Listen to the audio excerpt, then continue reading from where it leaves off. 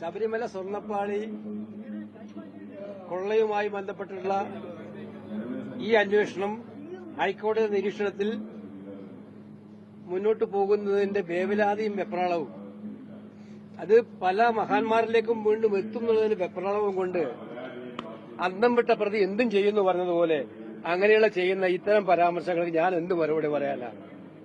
ഞാൻ ഒറ്റ കാര്യം ചോദിച്ചോട്ടെ. സോണിയാഗാന്ധിയെ കണ്ടു എന്ന് പറയുന്നു.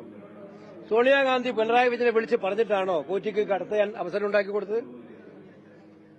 ദേവസ്വം ബോർഡ് ഭരിക്കുന്നത് CPM, കേരളം ഭരിക്കുന്നത് CPM. ഇതിനകത്ത് സോണിയാഗാന്ധി എന്തിനാ വലിച്ചിഴക്കുന്നത്? അന്വേഷണം നടത്തി ഇതിലത്തെ യഥാർത്ഥ പ്രതികളെ കൊണ്ടുവരാൻ ഹൈക്കോടതി ശ്രമിക്കുമ്പോൾ ആ ഹൈക്കോടതി പോലും അസഹിഷ്ണുത കാണിക്കുകയാണ് ഗവൺമെന്റ്. അപ്പൊ ഇതിനകത്ത് വളരെ വ്യക്തമാണ്, എങ്ങനെ ഈ കേസ് അന്വേഷണം അട്ടിമറിക്കാൻ ശ്രമിച്ചാലും ഇതിനെ ഡൈവേർട്ട് ചെയ്യാൻ ശ്രമിച്ചാലും ആ പണി നടക്കാൻ പോകുന്നില്ല.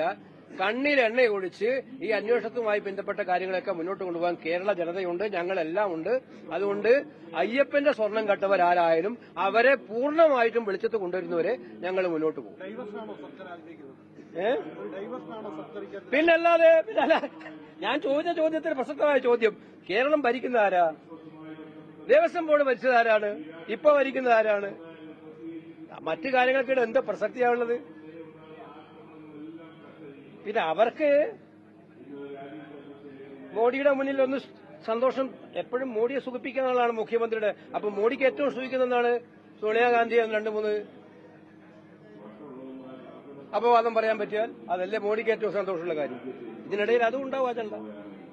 Okay, thank you.